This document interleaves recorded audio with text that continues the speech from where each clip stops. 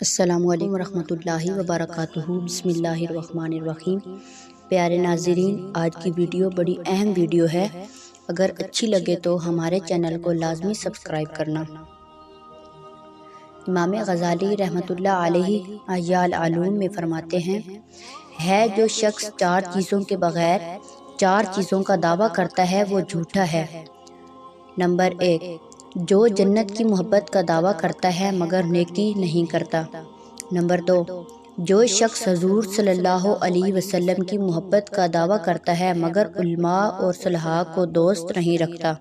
Number 3، جو آگ سے ڈرنے کا دعویٰ کرتا ہے مگر گناہ نہیں چھوڑتا۔